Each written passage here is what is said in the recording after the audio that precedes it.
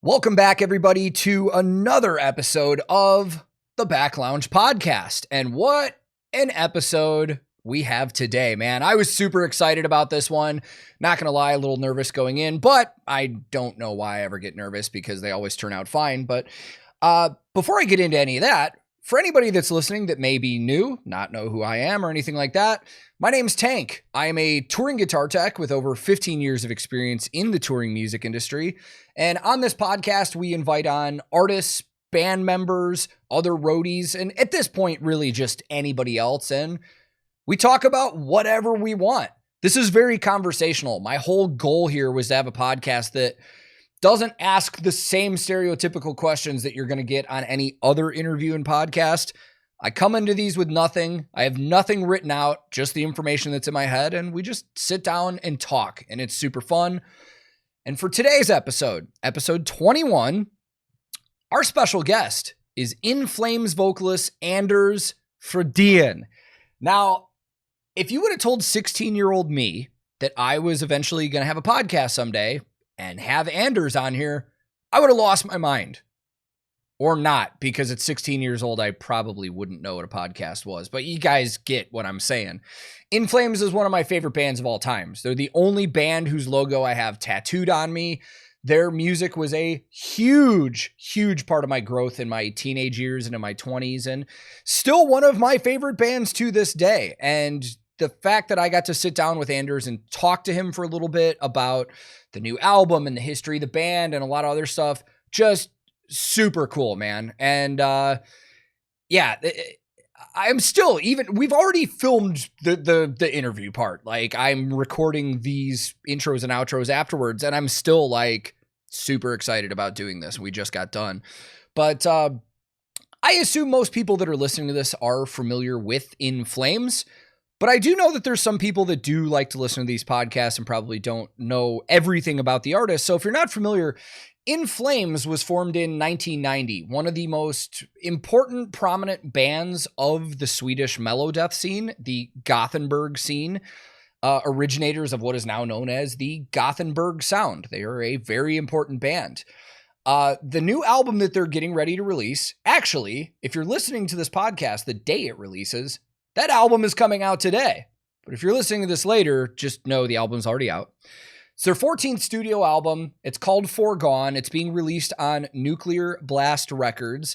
And this is the first album featuring the brand new solidified lineup that includes ex-Megadeth guitarist Chris Broderick as well. So very excited to hear this entire album. And we've already gotten 4 or 5 music videos already from this specific album. And people are going nuts over it, man. Like, there's a lot of people that are saying, like, this sounds like the old In Flames. And as I've said many times, when people say this sounds like the old whoever, that's very kind of dependent on when you discovered a band. Because me personally, I discovered this band in the 90s, but I have friends that discovered them in the late 2000s, and it might be a little different sound. But make no mistake, their entire discography is awesome and super important. So, and it's one thing I even talked about with Anders is, like, you know, everybody's saying they went back to their roots and stuff. We had a great conversation, man. We had a fantastic conversation about the history of the band, how they go about recording their albums and what goes into it, developing his vocals. I mean, he even told me that, you know, over 30 years in their career, he's taking vocal lessons now for their new albums and stuff. It's very, very interesting. There's a lot of information here that I didn't know, that I was always curious about. So all that being said, this podcast is available on YouTube, Spotify, Apple Music, and pretty much anywhere you can listen to podcasts. So if you're watching on YouTube, there will be links below where you can check out the audio versions and a lot of other helpful information. But if you're listening on Spotify or Apple or Google or any of the other outlets, and you want to see us, you can go to youtube.com/TankTheTech. We do have video versions of this, as well as all of those links in the description. But let's not waste any more time, man. Everybody wants to get to this. Let's get to it. So, yeah. Well, here we go. Episode 21 of the Back Lounge Podcast. Today we have a very, very special guest that I'm excited for. In Flames vocalist, Anders Fridén. How are you doing, man? That was flawless. I'm good, man. I'm good. Yeah, it's a cold and snowy in Sweden, but it's nice to be inside and talk about music. Yeah. It's cold here too. It's about -5 Celsius right now, and we got an ice storm overnight. Where are you at? Where are you at? Nashville. Oh, right. Yeah. Oh. So this is weird for here. Like we usually don't get this. Yeah, I love being in Nashville and play. Yeah, so. it's a good city, man. I've lived here for about 12 years. In fact, funny story. My first roommate that I ever had in Nashville was your old drummer Joe. No way. Mm-hmm. That's funny. Right. Yeah. You guys keep contact or not really. No reason. Just I used to actually drum tech for him when he was in Red. All right. Yeah. Cool. Yeah, and it's actually kind of a funny full circle thing because, In Flames has been one of my favorite bands since I was a teenager, and I don't even know if Joe knew who you guys were until he met me, because all I listened to when I worked for them was like In Flames records when I was working on drums and basses and stuff like that. Yeah, and then I eventually went my separate ways and started working for other bands. And then I remember a few years later, he's like, dude, you're not going to believe who I'm drumming for. And when he told me that, I was like, that is so full circle and wild. Yeah. I mean, it's a crazy story how he came in the band as well, because he was assistant to Howard Benson, and he was working in the studio, and he was helping us out and program drums and stuff like that, because that's how we write music. We start with the drums, like programmed drums, so we can move shit around, and then we actually record the final, like the drums that would end up the album. We do that last, which is kind of backwards in a way, but it's a way for us so we can constantly change. There's so much stuff going on when I'm, in the end I'm doing vocals, and we might have to rearrange stuff or adapt things, or we keep it open up until the final mix, so to speak. So he was in the studio, and we didn't have a drummer, and he was like, dude, you're like around us all the time, and he was an amazing guy, or he's still an amazing guy. Yeah.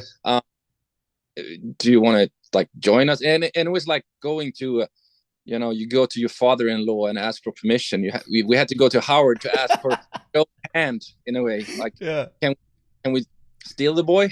Yeah. And he's like, yeah, you're right, you can go.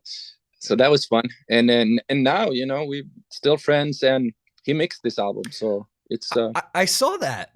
Yeah. I saw that when I was looking at credits and stuff. That's wild, man. And he's one of those guys that, when I knew him, I always immediately like recognized the talent that he had and the knowledge in music.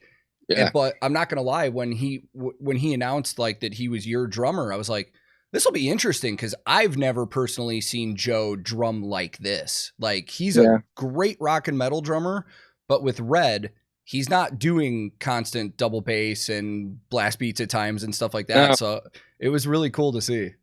Yeah, no, I mean, that's definitely a different vibe, but no, he do it, and now having him, in the family still is amazing. And it's been through the whole mix process. It's been so easy. Just me and him talk on the phone, and can we change this? Can we do this? It's not like when you work with some, more famous names, so to speak. I hope Joe will become one of those famous names, but because he deserves it. But you get like 1 or 2 revisions, and that's it. And like, you better be right on the first or the second, and otherwise that's what you have to stay with. And with him, we could just go up until the end, basically, and change minor things back and forth. And and he's very open, and he's listening to what we want and where we want to go. And he also understands our music since he's been part of it.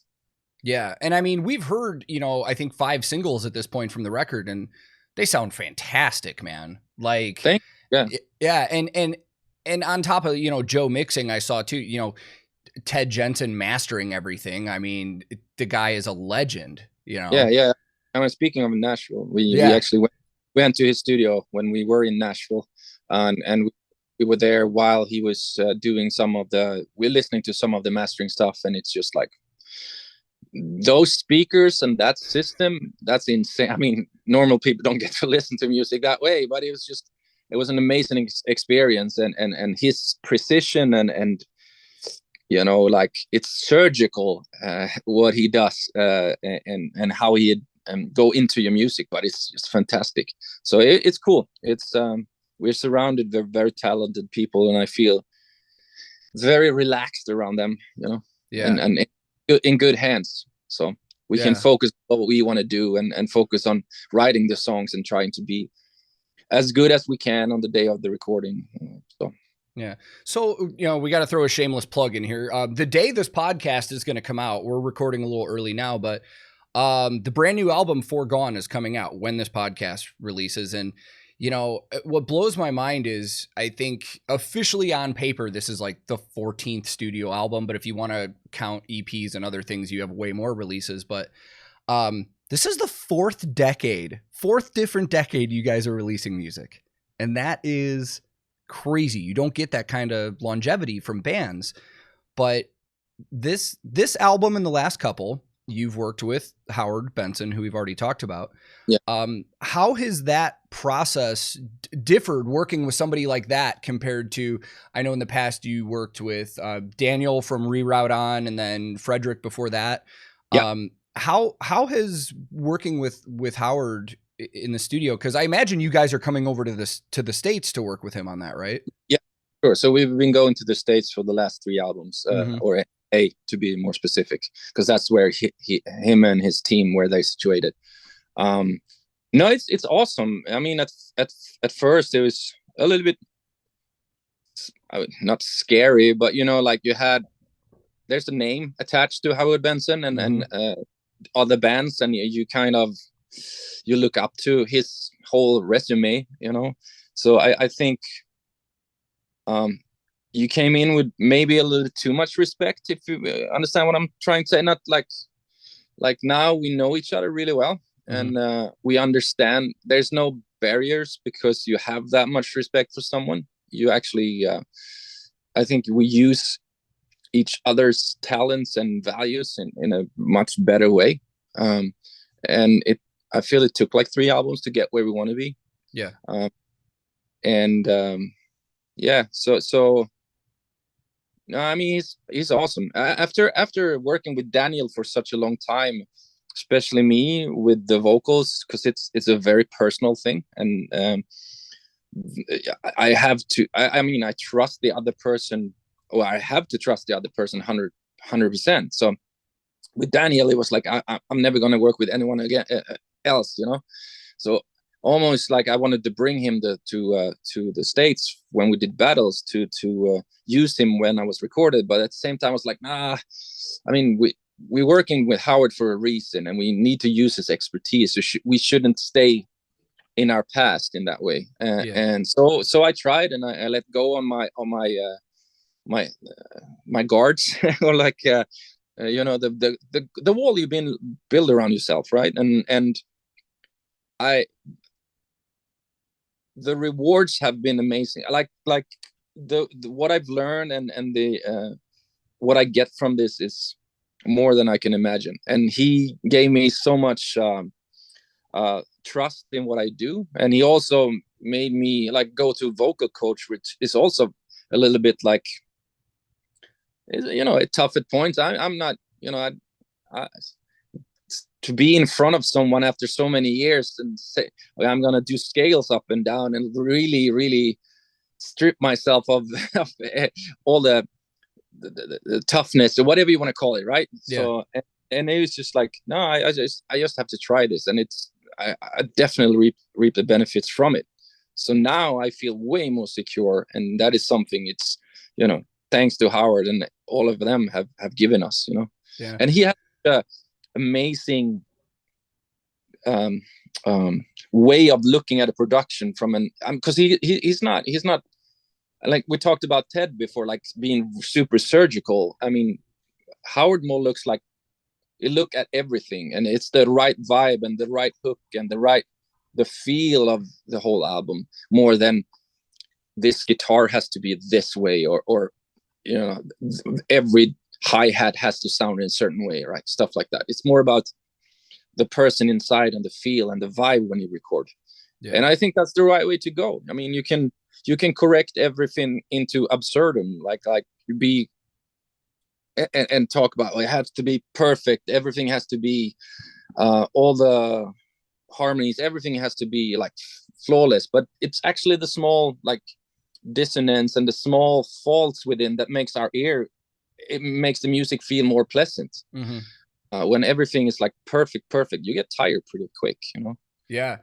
And some of the things you're touching on right now are noticeable. Like with the new singles that have been coming out, one of the constant things I keep seeing from comments on YouTube and other people, like even people mostly that have been listening to you guys for years, is like I said, I mean, you guys have been going at it for over 30 years, and I've seen people saying like, this is some of the best we've ever heard Anders sound vocally. I mean, the chorus on the last single, Meet Your Maker, that was what stood out immediately to me. I was like, these vocals and these harmonies and everything on here are like top tier. So like hearing you talk about, you know, stripping it down and going to a vocal coach and focusing on the feel of that's really cool, because it's very noticeable. Yeah. And I'm not trying, I mean, the good thing, I'm not trying to become like, to me, it's not a competition. So I'm not trying to be the best vocalist in the world. Because, but I want to understand what I can, my limits, where I can go, and I want to be.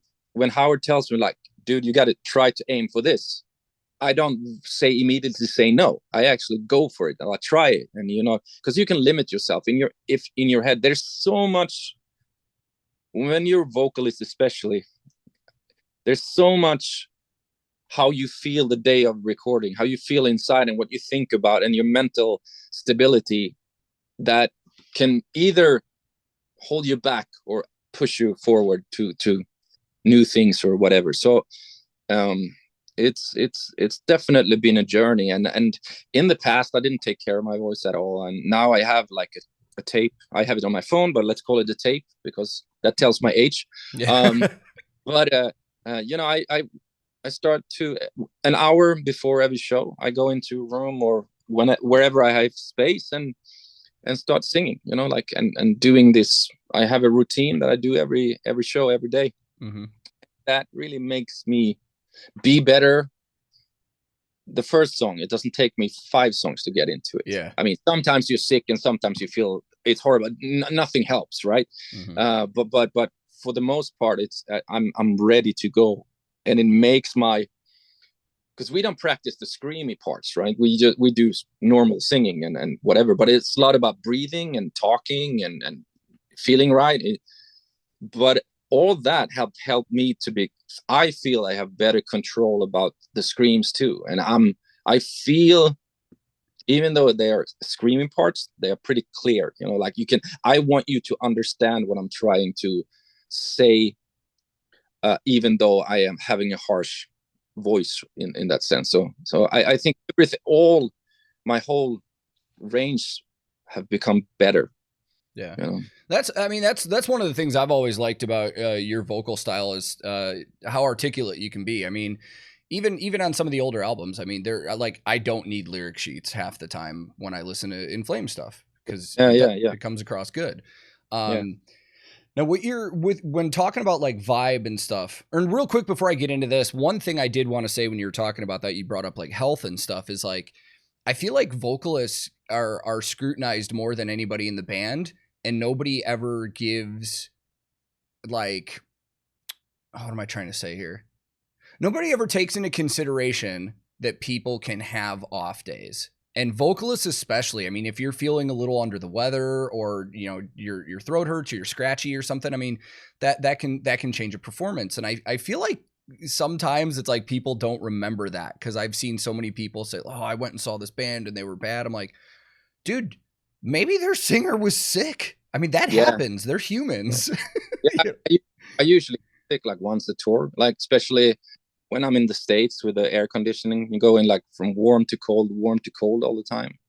And that, it really sucks. I mean, the day you have to perform, I hate it, you know, because I know I will be judged, and you can't help it, but you try to do your best. But again,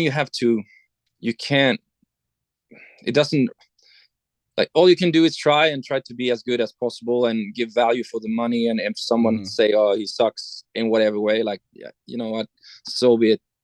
It is what it is. But I mean, like you just said, I can't go to I don't have a guitar tech or like a vocal tech that can tune me.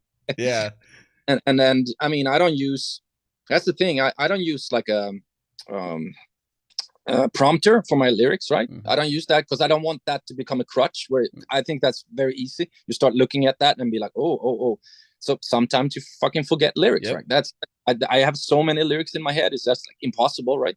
Yeah. And sometimes you sing out of key and sometimes you scream a little bit wrong. I mean, I think that's, we have to look at album and live in two different ways, right? Yeah. And again, I don't mind seeing when I go to see band, I don't mind seeing them as people and not robots. Yeah. It doesn't have to be perfect as long as the vibe is there and the energy is there. And obviously you don't want them, or I should not be fucking up all the time, but you know, like if it happens once in a while, it's fucking so be it, you know. Yeah. I mean, the pre-pandemic and me having a kid and stuff, I worked for a country artist here in Nashville for like the last 5 years, and that dude at like once a show somewhere would just forget lyrics, and it could be anything. It could be he was looking in the crowd and like interacting with somebody and having fun or something like that, and it happens. It slips your mind, and I always thought it was funny because when that would happen, he wouldn't even try and hide it. He would straight up on the mic just be like,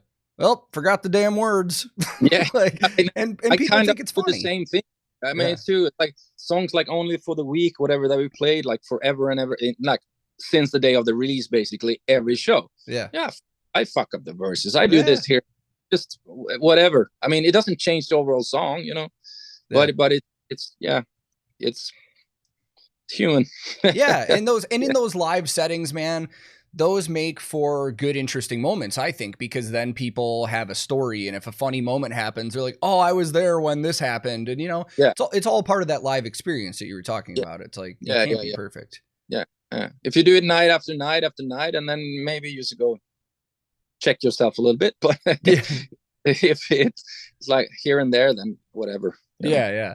So when you were talking about vibe and like recording and stuff like that, one of the things that really I wanted to talk about was the lineup that we have with the band right now.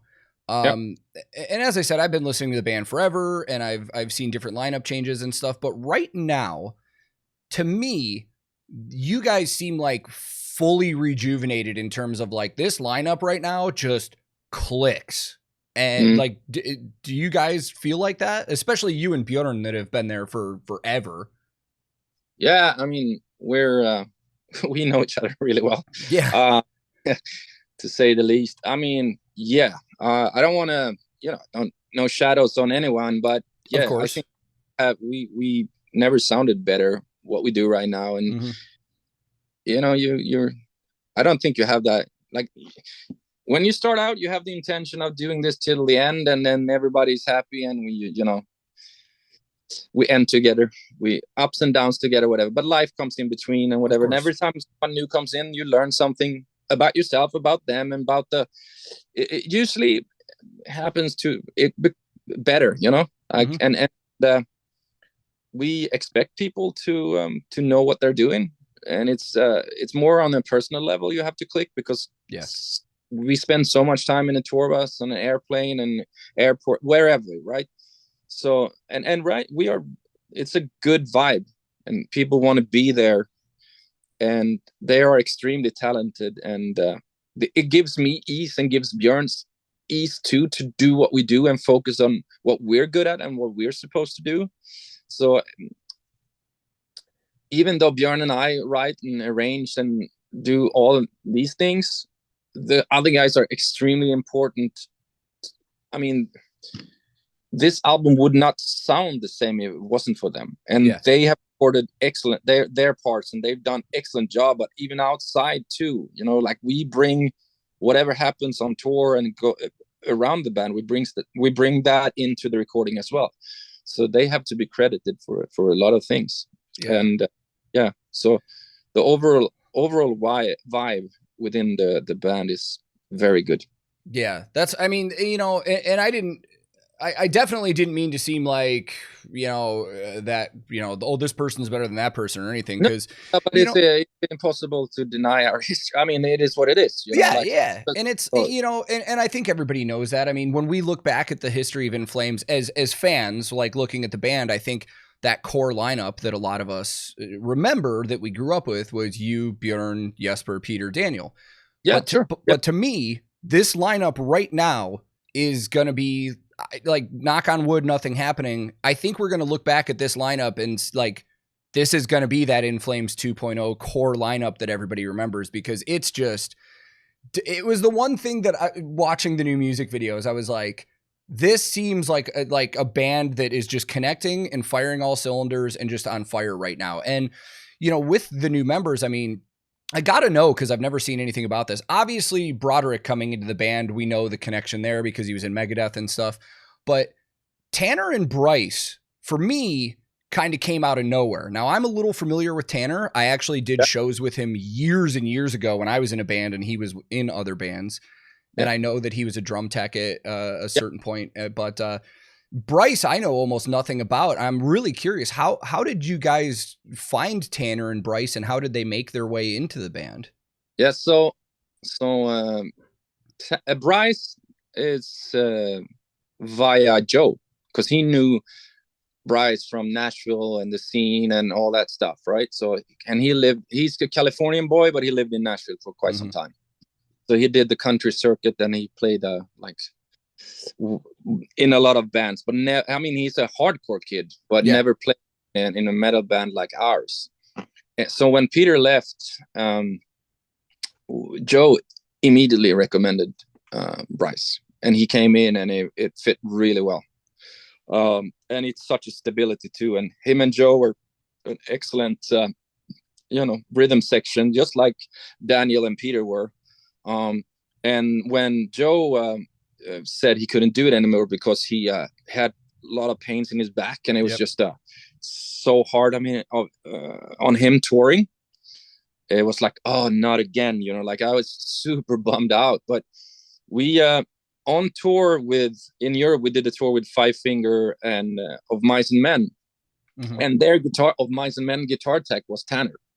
So we knew of this funny dude coming into our dressing room, hanging out, and just bringing very good vibes, right? And so we knew of him. And when our management and Joe said, like, Tanner, actually, he's a very, very good drummer. He played in these bands, and we were like, oh, wow, shit. So we asked him to send in some videos and play some of the songs from, I can't remember exactly, maybe Take This Life and some other songs.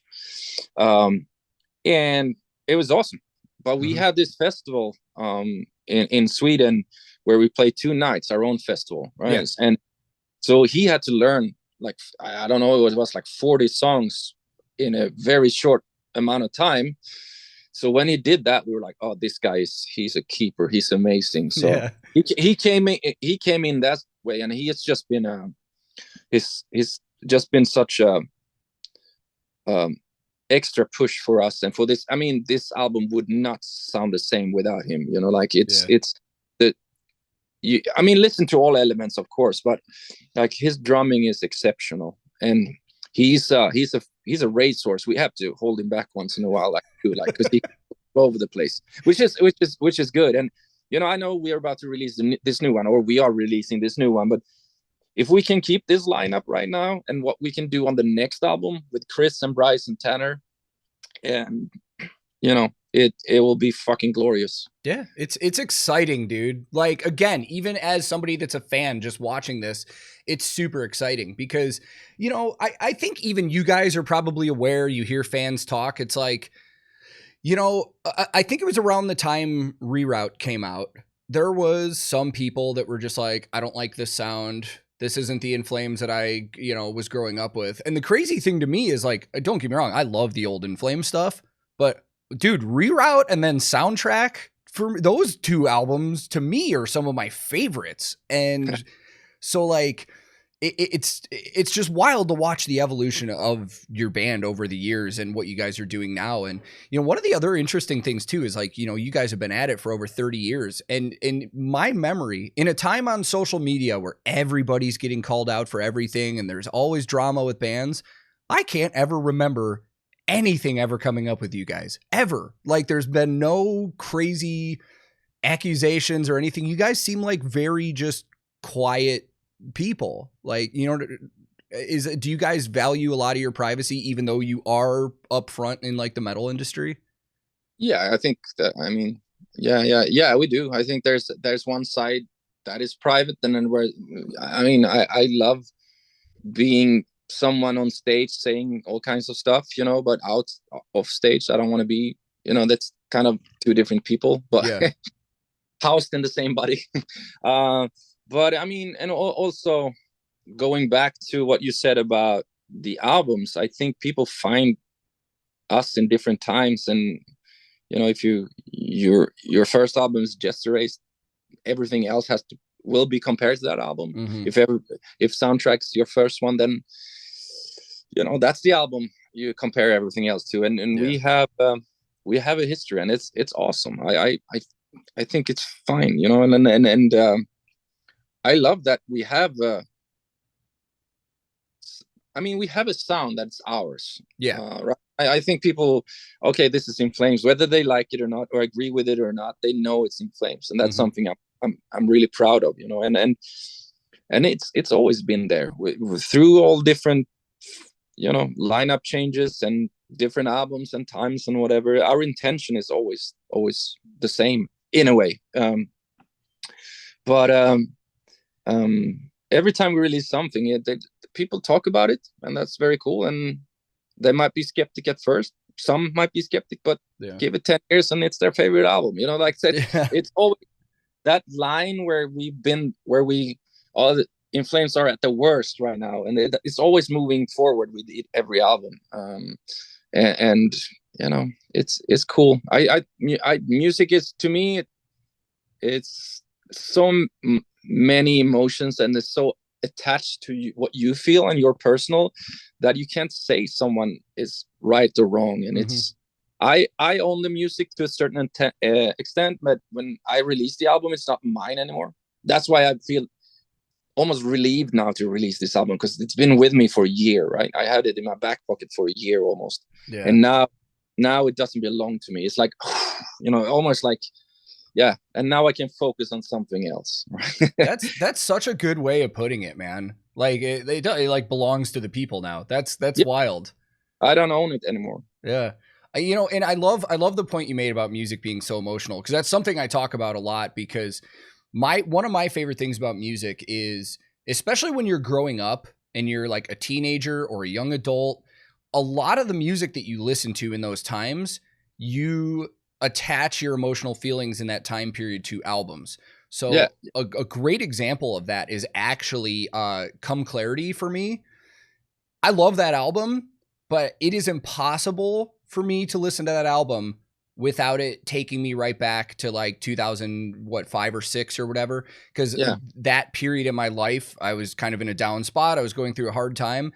And if I hear those songs, it really makes me feel those emotions of that age and that time period again. And it's, whether they're good or bad, that is such a magical thing to me with music, where it's like, wow, man, like I haven't thought about this or felt this in years, but this brings me back, 17 years ago to where I was back then. Yeah. I know. I hear you. I am the same with the stuff my heroes or my favorite albums from back, like it's in, it's you travel in time, and it's so attached to that period in your life that is sometimes difficult to listen to it. But that's how it is again with us. And people can tell me, I don't like your music or whatever, and that's totally fine. But when a fan attacked another fan and saying they're wrong, that makes me, that's not cool. That's not right. It's who are you to say this is better or worse or whatever? It's because it's so personal, right? And again, you're not better because you like the era of In Flames. And also I've been here because I've been doing, I am doing a bunch of interviews now for this album, and I keep hearing this like, oh, this is back to the roots or whatever, and it's like I don't understand what that means. Yeah, Either the roots are Lunar Strain, like that's the roots, and this doesn't sound like Lunar Strain, but it has the vibe, it has the feel, the tensions of melodic metal or whatever it is. But for someone, it might be, Come Clarity might be the root or the old In Flames, and it's like I don't know I don't know how to approach this when someone say, do you feel the same way? They ask me, I'll be like, I don't know. I don't use the history as a crutch. I bring it with me. I don't want to. And we are so afraid, like of new things, the future. We always lean back to the good old days. Yeah. But I don't think they're golden. I think right now, where we live right now in this very moment, that's where I want to have my good days. Nostalgia is such a powerful thing for better or worse. Like, and I agree with you, man. It's like, I've adopted this thing in my life lately where it's like, I don't worry about tomorrow or yesterday. Like it's today. And to your point though, I do want to, I've talked about this too, because it is fascinating to me though, that everybody with this new stuff coming out is like, it sounds like old Flames. Everybody keeps saying that. And what I have realized is kind of what you just said is like, that's all dependent on what In Flames is to you when you discovered them. Because what I'm enjoying seeing, especially with like YouTube reactors and stuff, is like a generation of younger metalheads that discovered you guys at a way later age. So like you said, for me, that early In Flames era is the late 90s, early 2000s. That's when I discovered it. Yeah. But I was talking to Nick Nocturnal recently, another YouTuber, guitar player, and he's like, when he said old In Flames, I finally was like, well, what does that mean to you? When you're saying this sounds like old In Flames, what does that mean to you? And he's like, well, I mean, I didn't discover In Flames until Come Clarity. And I was like, there you go. It's all dependent on where you discovered a certain band to what the roots are to you. And to me, God, I mean, the new music is just such a modern sound to the entire era of In Flames. I mean, it's amazing if we can, if you haven't been listening to us for some time and you kind of rediscover the band, and maybe then you will go back to the albums that you skipped, in a way, and find something. Again, it's not, it's just a recommendation. You might find something that's good that will bring you joy. I don't really, it's all up to you, but it, like you said, it's the 14th album, and someone, I don't know, man. It's a never-ending discussion that can go on and on and on, and it's something I find it interesting. It's like on a psychological level, I find it really interesting, but to break it down to the music and our intentions, it's just, I don't know, it's just like we don't think about like going into an album. It's definitely a reaction to the past, because that's the way it is, but we don't have that mindset. The only thing that we thought about this album that's like, okay, let's focus on the production a little bit more. Let's we need to bring the guitars a little bit more in the front. We need to add a little bit more punch to the drums, stuff like that. And thanks to Joe, it happened, we could talk, and we had that with us all the time. I think some of the albums been a little bit laid back, because here's another thing I've said it several times now when I talk to people. If we record all our albums, just an experiment, all our albums, all the 14th of them, with the same equipment, same people, same producers, we were feeling exactly the same as we did on the first song to the last song, right? Exactly the same. Everything was exactly the same. I think they would sound way more similar than they do now, when there are years in between and we feel different people, different instruments, different intentions, whatever. So, but I like the fact that it is different, that it's like photographs who we were at that point in our lives. It tells a story. To me, it's I don't want to eat the same food. I like meeting new people. I like finding new things. I'm so happy that I can travel the world and see different situations that people are in, and different cultures, and whatever, you know, like it brings me something. Yeah. And it's not just you guys too. Like dude, Metallica just dropped their new song, and you see the same fighting with all those people. They're like, you know, Yeah.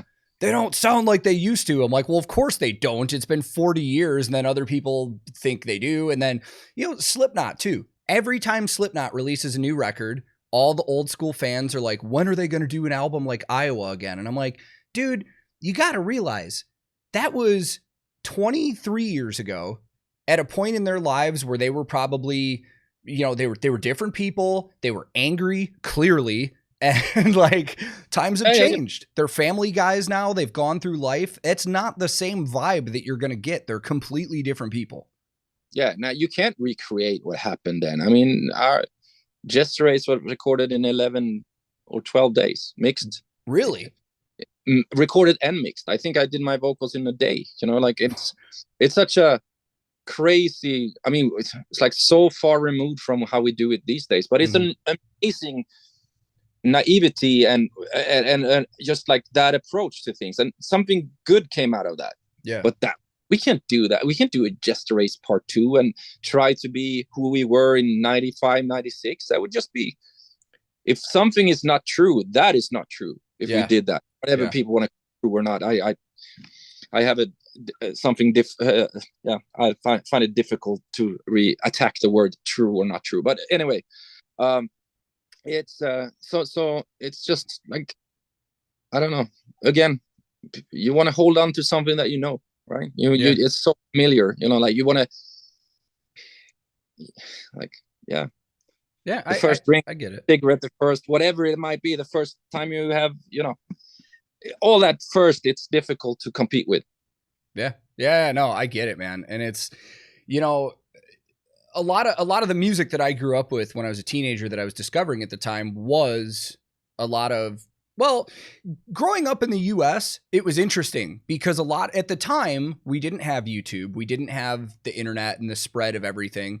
So we, you know, in the American market, everything is saturated with American bands. So a lot of the ways we discovered things when we were younger was from like one of our friends, like older metalhead brothers that had a CD or something. Like that's how I discovered In Flames originally. And it wasn't just In Flames. It was At the Gates, Dark Tranquility, Soilwork, all at the same time. So the Gothenburg scene, for lack of a better word. My best friend's older brother is just this metalhead that had all these, you know, albums that he would order from overseas. And, you know, that Gothenburg scene for me is very special in my upbringing. But right now in Sweden, there's a lot of new bands coming out, man. And one of the things that made me happy was that you guys are featuring those bands. You know, one of your last tours was, you know, you guys and At the Gates. I mean, absolute legends in that scene, but also Imminence and Orbit Culture on there, which fantastic Swedish bands. How are you feeling about the Swedish scene right now? I mean, we brought Orbit Culture to the States, and we had them in Europe, and obviously Imminence as well. All these are fairly new bands to me. I know Imminence been around a little bit longer than Orbit Culture, but you know, it's I think it's great. There's upcoming bands and so much music to explore, but it's different, or I would say it's difficult, I should say, to be. It's easy to bring your music out there, but it's so difficult to be heard because there's so much, and people's attention span are so short. You know, you go in and listen to 30 seconds from someone, and then you're like, I don't like this. But dude, give it time, man. And I'm glad I grew up at the time I did, where it actually took a while. You don't change. You listen at least to have like one side of the album before you say something, you know, like, so, and music developed, for me at least, my musical taste developed very organically. But there are tons of great bands, but I'm you know, I'm a fan of these bands that you mentioned. I'm really looking forward to the new Orbit Culture whenever that hits the streets, but because it's such an amazing band, and I hope they will be around for a long time, and people can, you know, find them. And that's something I like when we do tours, or we curate our own festivals is to bring something new to people. Yeah. A new experience. I want to give back as much as Slayer took us out, or Mudvayne took us out, or tons of other bands took us out back in the day. Like we were introduced to a whole new audience. So that's cool. I mean, we had Gojira and Ghost, and just what they are today. Yeah. I mean, so I love music. I mean, I'm a music fan, so I listen to a lot of stuff, and whenever I have the chance, I want to bring new acts that I like and that I enjoy too, because I want to have something that boosts me when I'm supposed to go on stage. I want to listen to other bands and be like, yeah, that sounds awesome. Yeah. Now let's do it. Yeah, and the Orbit Culture. I mean, people that listen to this podcast and know this channel know, like, I love Orbit Culture. This was not planned. I'm actually wearing their T-shirt right now. I just threw it on before we started. But wear it every day, right? Yeah. My favorite thing is when people realize that metalheads aren't as shitty as they stereotype them as. Like people look at metalheads like we're like just these angry, asshole people. When the Orbit Culture guys were on tour over here, it was before the tour with you guys. They had a show out in Knoxville, Tennessee, which is like 3 hours from here. I went out to the show, and then a couple days later, they had a day off in Nashville. And I was like, it's like, and I know how it is on tour. Obviously, that's what I do for a living as well. And I was like, if you guys have time, why don't you stop by the house? You guys can do laundry. You guys can shower. I'll cook out and feed you guys. And my wife and I had just moved into this house. We've only lived here for like 4 months now. And they came over. And it was so funny because we were all on my back porch and I was grilling out, burgers and food for everybody. And my neighbors came outside, and I see my neighbors just like, like silently judging. They're just like, who are all these tattooed guys? But, my wife knows better at this point because I've been in a metal for a long time. Like, she gets it. But she was like, after they left, she goes, they were the nicest people I think we've like ever had over here. And I'm like, yeah. And they're just the nicest, like so many awesome people through this music, that looks pretty tough in videos or on stage or whatever. And off stage, they are like super cool and calm and like to laugh and joke around and whatever. So it's a good, like, because media here in Sweden, they put a lot of when there's like festivals, and especially like mixed festivals or whatever, pop festivals, and this fight broke out and they had arrested so many people for drugs, blah blah blah, and whatever, like and then we have our festival last year, and it's like 6,000 people.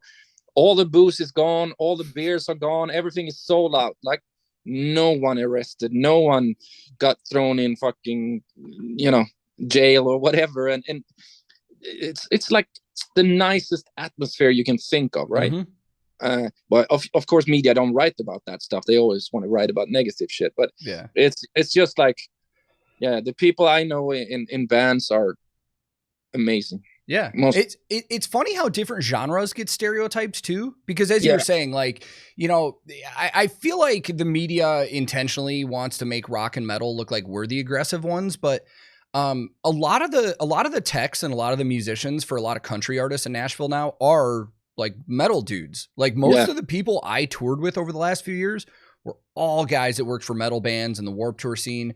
And you never hear about it in the media. They never report about this, but I have never seen more aggression and fights and drunken crazy shit than I've ever seen anywhere else but country. Country shows are the craziest, most belligerent crowds I've ever seen, but nobody ever talks about that. It's insane. Yeah. So I always find it funny that everybody looks at the metalheads like we're the aggressive ones that like to fight, and I'm like, I don't know, man. I need to more country shows to see that. Yeah. And it's funny because a lot of these country artists are metalheads. Like it's kind of a mind fuck for me because I'm like, you know, the first time when I started working for the guy I was working for, my first show ever, like I walked in the middle of a tour. We no production rehearsals, no nothing. They had fired their old guitar tech. Wow. And the first day we started sound check, our drummer sits down on his kit and starts playing the amazingly recognizable kick pattern for Bleed by Meshuggah. And I'm just like, wait, what? And then one of the guitarists I tech for comes on stage and he's like, hey man, can you hand me my Explorer? I was like, yeah. And then he started playing it with them. So these two guys that are playing for a bro country, pop country artist, they're sound checking Bleed. And I'm just like, what's going on here? It's kind of amazing to see, man. Yeah. But yeah, your guys' festival, man, that's a bucket list for me to get over there for that, because the lineups on it were insane. Like I saw you guys had Lorna Shore was out there for a day on that too. Like, you know, it wasn't just Swedish bands, but it was Orbit Culture. Actually, my first time we got to hang out and meet the Orbit Culture, this was prior to our tour together. I mean, obviously I knew that was going to happen, but so it was awesome to see them, and then Lorna, and then Tesseract as well. Yeah. And this year, all of them amazing bands, and this time, I mean, I will announce it fairly soon, but it's all my choices. You know, I pick all the bands, and you know they don't end up there because someone tells us to. It's has to go through me, and I say I want this band or not. So that's cool. It's like my favorite mixtape of the day. You know? Yeah, that's awesome. And the I remember seeing videos and pictures, man. The backdrop of that venue, like that is just like an old quarry. Like, how did you guys settle on that? That's amazing. So I mean, they've been doing shows there, I think late 90s or early 2000s sometimes. Oh, wow. Okay. I think it's like I might be wrong. It might be workers in the quarry or at the quarry that played towards the end. They played some music, and then they found out the acoustic was really cool and sounded amazing. So then that turned into this concert, this arena. And I only saw it on pictures prior to this year, but it's a place I wanted to play. And when we decided to take, because our festival have been in a place called Borgholm, which is an island outside of Sweden. And I was like, I want to take it on the road. I want to take it somewhere. And this was one of the places. And it was the experience was like, it's one thing to look at it on paper or see it pictures, but being there and the acoustic and the environment and everything, and the people, it's like a wall of people in front of you because it's fairly steep, and then you have all this scenery behind you, and we did a lot of pyros and stuff, obviously, that I didn't see when we played. I saw it, and it was like someone showed me after. I was like, whoa. That's amazing. I wish I could be in the audience for this one, but no, that was very, very cool. Looking forward to next year. And next year this year we do it 2 nights, so it's going to be awesome. Nice. Do you often watch your shows? Like, are you one of those people that goes online and watches footage of everything afterwards? No. But it was quite immediate, and people showed me on the cameras, and I'm happy I saw it. And you know, I try to not watch or read or see. Obviously, there's stuff I see and hear once in a while, of course, you know. And after the pandemic, and we played our first few shows in the first few festivals, I want to see and check what people were thinking and this lineup and everything. But no, I don't really check that much. But I'm aware. People want to tell me all the time, like what other people say, like, and I have to comment, and I'll be like, yeah, okay, I know, I'm aware of this. Yeah, it's such an interesting dynamic of artists, man. Because like I have worked for some artists that like immediately when their show ends, they leave the stage, they get on their bus, and they're just scrolling through hashtags on Instagram, looking at every single thing that was posted and said and all that stuff. And there's nothing wrong with it, but it's just interesting that like some people are so into that. But I also think that's where we're at with the sign of the times and technology. It's like, you know, you can go on Instagram and you can see like artists, sometimes it gets out of hand. I see artists on Instagram comments like arguing with fans, like when somebody's like, I don't like their music, and then they have to jump in and argue, and then you have it kind of gets old, and it kind of ruins the, like, you know, I grew up in an era of music where it was like you didn't have immediate access. It's like the artists that you like were kind of a mystery. Oh, so, yeah. But nowadays it's completely changed. It's like you have instant access to everything. Yeah, and it's not. I mean, it's cool that everybody's invited in a way, but there's no mystery left. And also, I think I remember me reading magazines, and I saw like stories about Iron Maiden or Mötley Crüe or whatever, like Judas Priest, and these guys were gods. They was like so beyond everything, and it was cool to disappear into that world, you know. Yeah. But like what you said about commenting what other people say about your music, I mean, there have been times, like, you know, back in the day where you take things way too personal, but you realize like you can't do that, and I can't convince people to. If you don't understand what I'm doing, I can't go home to you, knock on your door, and explain to you why you should like this. You know, it's just it doesn't work like that, and again, it's so personal. It's so personal. That's why I get bummed. Like, the only time I get mad about people is when somebody listens to something and they don't like it, and then they're just like, this sucks. And I'm like, you can't just say this sucks. If objectively, or subjectively, if you don't like it, that's one thing. But you can't just dismiss anything you don't like and just say it sucks. And it doesn't make you right, because there's a lot of other people that are genuinely going to enjoy this music. That drives me nuts. No. I mean, most bands work really hard and do what they do, and just to dismiss it and say it sucks, it's like, yeah, well, but at the same time, again, it's like, if you don't, then you don't like it, you don't like it, and that's fine. You know, because obviously, like, I hear, you know, people, I saw you on YouTube and that show wasn't that, the sound wasn't that great. I was like, dude, you're in front of your fucking computer, or you're like, the sound is coming in it's meant for the people who are there, you know, like, and I would never lock up people's phones, but once in a while when we play, I tell people, just, you know, you paid money to be in a live situation. You paid money to be here.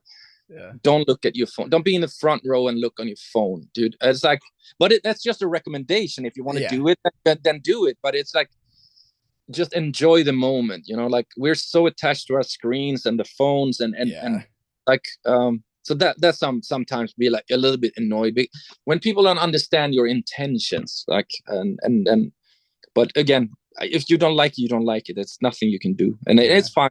People are entitled to their opinion, you know, in a way. The phone thing is wild, because I understand that people, like, not only do they want to capture memories, but they want to be the one to, like, share something on social media. Again, all this goes back to social media, but you know, I went and saw Lorna Shore when they headlined in Nashville recently, and I was on the balcony, and I looked down at the floor when Lorna Shore's intro was rolling.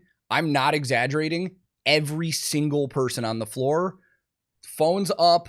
Half of them had their flashlights on, which kind of ruins everything too. And I was just like, wow, man. Like, years ago, it was 10 years ago, or maybe even longer. I was touring with Pat Benatar, and her husband, her guitar player, hates phones out, but it drives him nuts when people have their flashes on. He goes, I don't care if people in the front row are filming or whatever, but when their flash is on the whole time and it's distracting us. And I remember at one show, he said something on the mic and was like, hey guys, you know, just put your phones away, just enjoy it or whatever. And, you know, if you're going to film, keep your flash off. And there was one person in the crowd that just nonstop, like the whole show, flash on filming. While he was playing a guitar solo, this blew my mind. He walked up to the front row and kicked this phone out of the person's hand. And I was like, oh man, like, I mean, there's kind of a line there. I mean, I don't know if you can really do that, but I mean, to me at least, it's too much. But you know, there's emotions flying, of course. But I can only give recommendations, and if you want to film, then I fucking do it. You paid money to be there. Yeah. If this is one you want to bring, it will never be. I mean, it's live. It's right there and then. And it will never, back home in front of your computer, watching your phone or whatever. It's not going to be the same. Yeah. So, I mean, the first time I ever saw you guys, it was I can't remember what year it was, but it was at the Metro in Chicago, and you guys were touring with Iced Earth. Oh yeah. Yeah, and it was funny because a group of my friends from college all went to the show together. We would take the train into the city, and it was half of us were big In Flames fans, and then the other half were like more Iced Earth fans. So it was kind of a cool show for all of us friends to hang out and have those different worlds. But back then, iPhones didn't exist. I mean, we were just in the middle of the pit the whole time. Nobody was worried about their phones or anything. Yeah. Yeah, for sure. I mean, it is what it is right now, and again, I will not lock people's phone up, but sometimes just put it in your back pocket and enjoy the moment and go into the circle pit. Yeah, exactly, man. I mean, I'm a little remember those moments instead. Oh, dude, I have some of my favorite memories of live shows when I was a teenager are just pits. It's what we lived for. Yeah, and you might make new friends as well. You will not make new friends while watching your screen by yourself. You go into it, and there might be friendships that will last forever through music.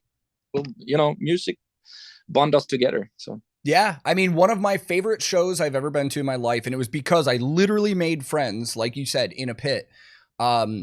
Group of friends of mine went and saw, it was Killswitch Engage, Dragon Force, Chimera, and I think He Is Legend. It was at the House of Blues on Easter.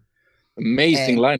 Oh, it was so good. And we got there right when He Is Legend started, and we got in the pit and we didn't move. And the thing I love about pits, especially old school back in the day, is like throughout that show, you start to get to know people. You start to get to vibe people from how they act in the pit. And by the end, you're all hugging and high-fiving. And it's like, God, those were such good times, man. And it's like, I'm a little old for the pit now. I'll probably get my ass kicked and get beat up. But, those were the days, man. on stage, I'll be screaming and telling everybody to get in the pit and fucking do this or that. But if I go to the show, I will be in the back drinking a beer and just enjoy. Don't tell him. Yeah, that's me, dude. It's like I went when Sabaton was just in town, I went and saw them, and that was me, dude. It was like I went on the balcony and I just stayed there in the back and watched the whole show. Like I'm out of the way of everybody.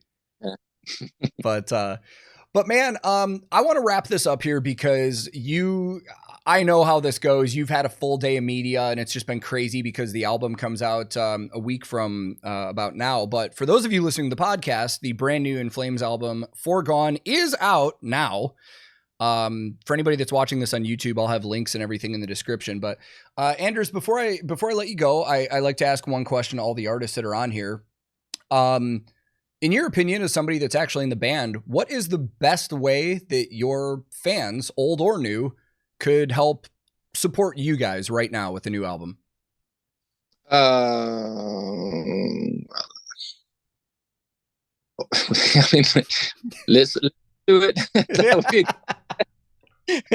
Take your time, listen to it. Like it's created, like the dynamic. I mean, so we don't write 40 songs and pick the best and then best 12 and leave the rest to someone else or something else. We write an album from the beginning to end. When we're done with everything and feel it's complete, then we give it to the mixer, in this case Joe, and then that's it. And I want people to listen from the beginning to the end and maybe one more time, and then they can decide if they like it or not. But coming out to the shows and meeting us and having a good time. And I want to be, if I can, because we're not a political band or anything, I just want to be an escape for someone, or it's so hectic. There's so much going on in the world that we need this little break in our brains to be able to focus on tomorrow. So I would like to be that band that gives you a little break. Well, that's awesome. And at least I can't speak for anybody else, but for me personally, I mean, that's what you guys have been to me my entire, teenage life until now. So thank you for that. That's great to hear. And that's something people have to understand, or hopefully understand too, how rewarding it is for us. We don't take this for granted. And I'm truly grateful that we can do what we do and what we love and travel the world and meet all these cool people, and we can have a discussion about music. Hell yeah. Well, Foregone is out now on Nuclear Blast Records. Anders, thank you so much for your time, man. I really, really appreciate this. Thank you for having me and having us. Yeah, for sure, man. Well, you have a good one, and can't wait to actually sit down and listen to this record. Yeah, let's have a beer one day. Sounds good, man. Take care. Yeah, cool. Take care. Bye. Well, that's going to just about wrap us up for episode 21 of the Back Lounge podcast. Thank you so very much to today's special guest, In Flames vocalist Anders Fridén. One of the things that's funny that, we didn't really bring up in the podcast, but a lot of these bands and myself have way different time zones. So, as it was about 5 p.m. for him, he's getting ready to have dinner. It was 9 a.m. for me, and my daughter slept in. So right when I finished this podcast with him, went downstairs, cooked breakfast for my daughter and all that stuff. So these are always fun, man. And what a talkative dude. Like, sometimes when I do have Swedes or Finns or, the stereotypical quiet Scandinavian people on here, I don't know how much I'm going to have to talk and drive the conversation, but this was great because I could just ask a question and he could talk, and a lot of really cool stuff, man. I loved talking with him about the recording process and switching producers and how the new band members came in. But it was also cool just, reminiscing with him about, going to concerts and, growing up with music and stuff like that. This was just super cool, man. I mean, as I said, sometimes I get nervous going into these, and at this point, I don't know why. Our guests are just people too. And within a couple minutes of this, everything starts going good. And I realized I had no reason to be nervous anyways, but this was super fun, man. I love doing this. And just as a reminder to anybody that's listening, the brand new In Flames album Foregone is out now from Nuclear Blast Records. And again, if you're watching on YouTube, I'll have links in the description of the video where you can go, stream the album, purchase it, do whatever you'd like. They also have a lot of merchandise for this album too. But if you're listening on Spotify, Apple, Google, all of that stuff, dude, In Flames is all over social media. You can find all of their stuff. It's very easy to find their stores and their music. And yeah, that's just a good reminder that you can watch or listen to this podcast pretty much wherever you prefer to. But that's going to be about it for me, man. I think we're going to have a little bit of a break in podcasts for a minute, because in a couple weeks, I'm getting ready to go back out on tour. I'll be guitar teching for Powerwolf on their US tour dates that they're doing. So content might be a little lagged for a minute in between then, or who knows? Maybe I can convince one of them to do a podcast while we're out on the road, but then I'd have to bring a bunch of this stuff with me, and I don't know if I want to do that. But as always, I appreciate all of you guys taking the time to listen. Hopefully you guys are enjoying these as much as I am. But until next time, my name's Tank. Thank you again. Wherever you are in the world, be safe, be kind to each other, and I'll be back very soon with another episode of the Back Lounge Podcast.